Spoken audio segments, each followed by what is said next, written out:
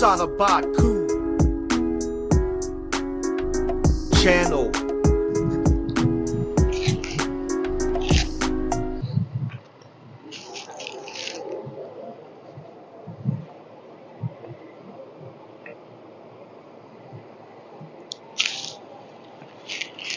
Assalamualaikum warahmatullahi ta'ala wabarakatuh. Alhamdulillah hari ini kita bisa menyempatkan diri ziarah ke kota Madinah Al-Munawwarah, tepatnya di belakang kami adalah Jabal Uhud.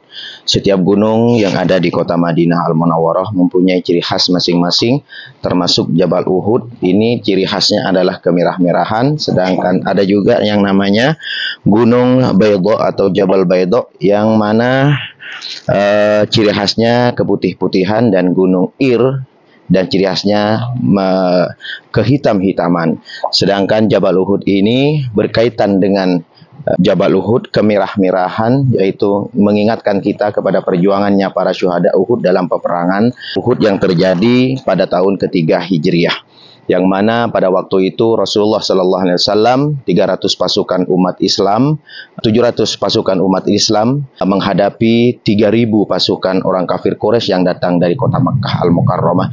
Dan peperangan itu terjadi pada hari Sabtu pagi, dan dalam peperangan itu pada akhirnya banyak sekali para sahabat-sahabat Rasulullah yang gugur dalam peperangan Uhud, termasuk para hafiz Al-Qur'annya Rasulullah, sahabat-sahabat Rasulullah banyak yang gugur, sehingga dalam peperangan itu pada akhirnya sangat tidak memungkinkan untuk mempertahankan diri pasukan Islam pada waktu itu. Akhirnya Rasulullah SAW mundur ke barisan belakang, dan pada waktu itu Rasulullah dalam keadaan terluka beristirahat di sebuah celah batu, atau dengan lebih dikenalnya gua yang disebut dengan Gua Uhud, di mana tempatnya Gua Uhud di samping saya di atas di sana.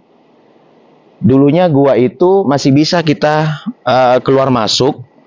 Keistimewaannya di gua itu mengeluarkan aroma wangi yang luar biasa. Padahal tidak ada seorang pun yang mengolesi minyak wangi atau wangi-wangian yang lainnya, tapi alami tempat Rasulullah, di mana Rasulullah beristirahat di situ, mengeluarkan wangi semerbak yang luar biasa.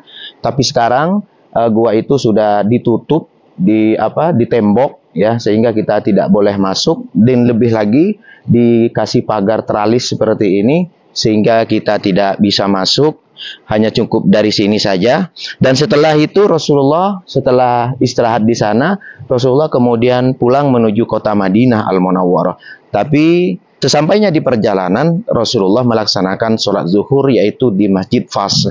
Di mana itu letaknya Masjid Fas? Tidak jauh dari gua ini, antara menuju ke Masjid Nabawi hanya sekitar 100 sampai 150 meter saja. Di mana masjid itu? Ayo kita lihat ke sana langsung. Lorong-lorong perumahan penduduk, ya. Rumah-rumah penduduk di sini masih model-model lama semuanya. Ya, dan ini merupakan orang-orang penduduk, orang-orang Madinah yang tinggal di tempat ini.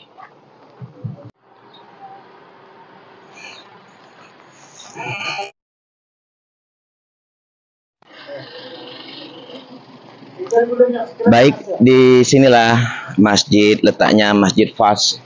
Masjid Fas ini merupakan tempat di mana Rasulullah melaksanakan sholat zuhur di waktu perjalanan mau pulang, selesainya peperangan Uhud, mau pulang ke kota Madinah Al-Munawwarah. Dan sampai sekarang sisa-sisa atau puing-puing dari Masjid Fasih ini masih kelihatan di situ, di dalam mihrabnya, di ujung di sana mihrabnya masih kelihatan, dan juga batas-batas dinding-dindingnya masih kelihatan bangunan lama, ya, yang sepertinya tidak sama sekali menggunakan material semen di sini kayaknya. Disinilah Rasulullah melaksanakan sholat zuhur dalam perjalanan menuju pulang ke kota Madinah Al-Munawwarah. Dan sebetulnya setelah ini di depan bisa kelihatan yang lampu, ya, yang lampu di bawahnya. Di situ sebetulnya ada gua juga, yang dikatakan di situ Rasulullah juga istirahat di gua itu. Nah. Was.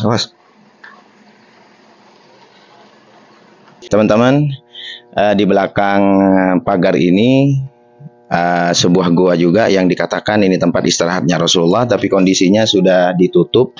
Bisa naik, bisa disut ke naik ke sini, bisa. Oke. Ini guanya yang ada di depan kami, ya. Di situ, tapi sudah ditembok ya, teman-teman, ditembok. Dulunya ini kita bisa masuk ke dalamnya, ya. Juga di atas itu di sana, sehingga ini menandakan banyak tulisan-tulisan di situ di bebatuan, menandakan tempat ini sering dikunjungi oleh para penziarah dulunya ya. Banyak tulisan-tulisan yang masih tersisa di situ. Baik, sampai di sini saja. Mudah-mudahan bisa bermanfaat. Jangan lupa di subscribe, like, share, dan komen agar kami bisa lebih bersemangat lagi untuk memberikan informasi yang bermanfaat untuk Anda.